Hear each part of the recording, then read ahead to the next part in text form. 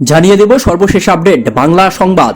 শুরুতেই থাকবে শিরোনাম। প্রথমেই জানিয়ে দেব রাইসির মৃত্যুতে নিরাপত্তা পরিষদের নীরবতা পালন, ইসরায়েলি দূত ক্ষুব্ধ।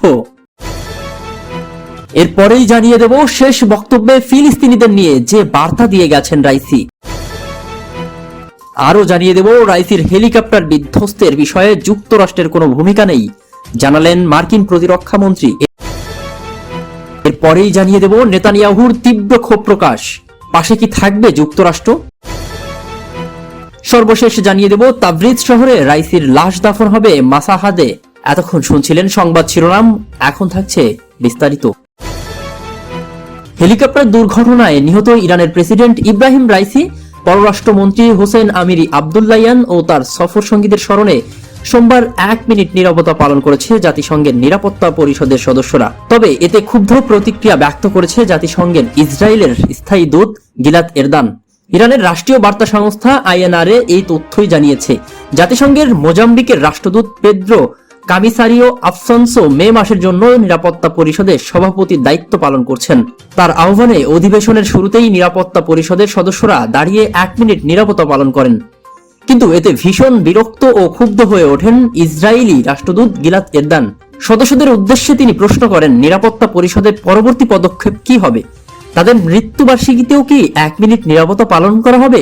এর আগেও ইসরায়েল বিরোধী জাতিসংঘের সদস্যদের প্রতি হিংস্র আচরণ করেছেন এরদান।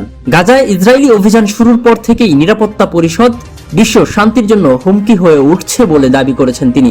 নিরাপত্তা পালনের বিনিময়ে সাধারণ পরিষদের পাবলিক হলে কয়েক সেকেন্ডের জন্য রাইসির বিরুদ্ধে প্ল্যাকার্ডও ধরেছিলেন এরদান। আন্তর্জাতিক পারমাণবিক শক্তি কর্তৃপক্ষের প্রধান রাফায়েল গ্রাসিও রাইসির মৃত্যুতে শোক প্রকাশ করেছেন। ভিয়েনায় পারমাণবিক নিরাপত্তা সংক্রান্ত আন্তর্জাতিক সম্মেলনে 1 মিনিট নীরবতা পালনের আহ্বান জানিয়েছেন তিনি। রাইসি ও তার সফর সঙ্গীদের মৃত্যুতে জাতিসংঘ মহাসচিব অ্যান্তনিও গুতারেস শোকাহত বলেও জানিয়েছেন তার মুখপাত্র স্টিফেন ডুজারিক।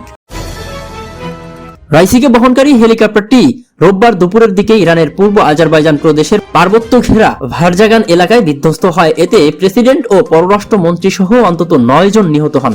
এদিকে হেলিকপ্টার দুর্ঘটনায় ইরানের প্রেসিডেন্ট ইব্রাহিম রাইসি সহ দেশটির সিনিয়র 7 কর্মকর্তার মৃত্যু হয়েছে। তাদের মৃত্যুতে মুসলিম বিশ্বে শোকে মাতম চলছে।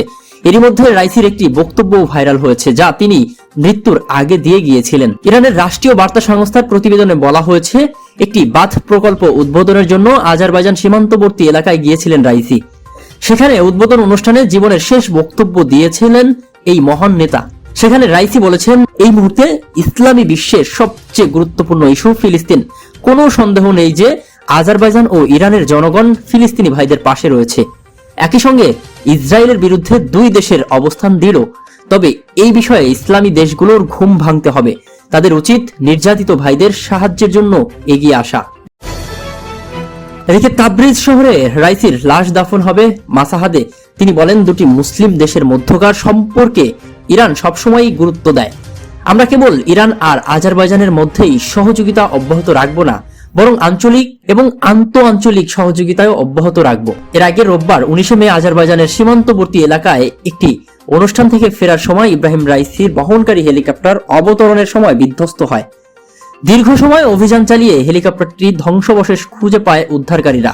এরপরই হেলিকপ্টারে থাকা কোনো আরোহী জীবিত নেই বলেই নিশ্চিত করা হয়।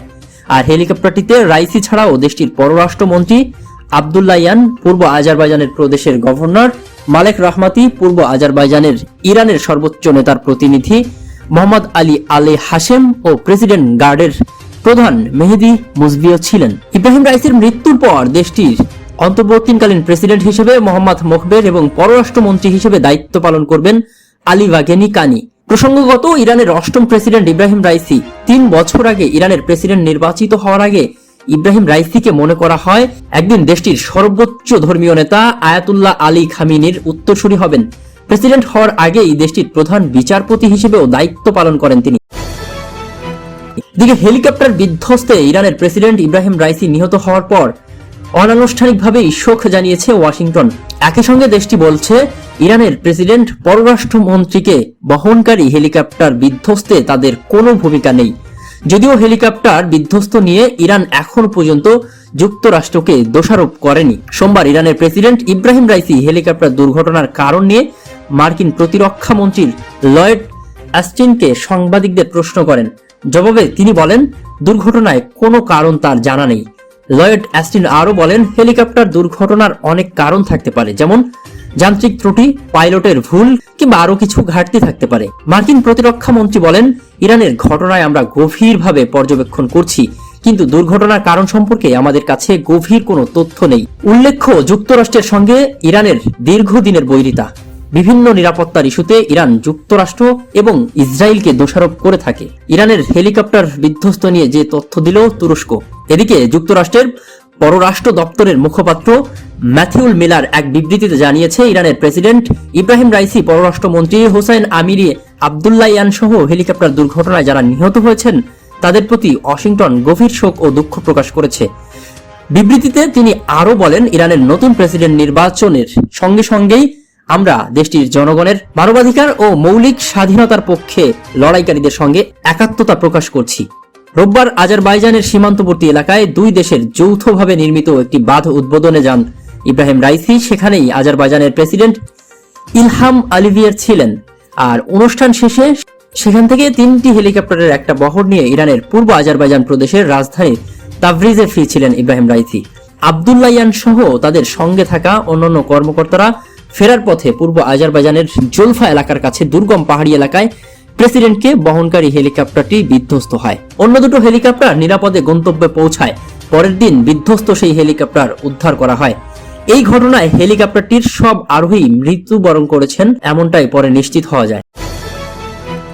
এদিকে যুদ্ধ অপরাধ ও মানবতা বিরোধী অপরাধের দায়ে ইন্টারন্যাশনাল ক্রিমিনাল কোর্ট আইসিসি থেকে গ্রেফতারি পরোয়ানা জারির অনুরোধের খবরে তীব্র ক্ষোভ প্রকাশ করেছে ইসরায়েলের প্রধানমন্ত্রী বেনিয়ামিন নেতানিয়াহু। এদিকে যুদ্ধ অপরাধ ও মানবতা বিরোধী অপরাধের দায়ে ইন্টারন্যাশনাল ক্রিমিনাল কোর্ট আইসিসি থেকে গ্রেফতারি পরোয়ানা জারির অনুরোধের খবরে তীব্র ক্ষোভ প্রকাশ করেছেন ইসরায়েলি প্রধানমন্ত্রী বেনিয়ামিন নেতানিয়াহু। প্রধানমন্ত্রীর কার্যালয় থেকে প্রকাশিত এক ভিডিও বার্তায় তিনি একে নজিরবিহীন নৈতিক অবমাননা বলে উল্লেখ করেছেন। নেতানিয়াহু বলেছেন, ইসরায়েল হামাসের বিরুদ্ধে ন্যায়সঙ্গত যুদ্ধ চালাচ্ছে। হামাস একটা গণহত্যাকারী সন্ত্রাসী সংগঠন এবং তারাই হলো কাস্টের পরে ইহুদি। জনগণের উপর সবচেয়ে ভয়ঙ্কর হামলা চালিয়েছে। আইসিসি বা আন্তর্জাতিক অপরাধ আদালতের প্রধান কৌশলী করিম খানকে আধুনিক যুগের অন্যতম বড় ইহুদি বিদ্বেষী বলেও উল্লেখ করেছেন নেতানিয়াহু। তিনি বলেন, করিম খান অনেকটা নাৎসি অধ্যুষিত জার্মানি বিচারকদের মতো আচরণ করেছেন।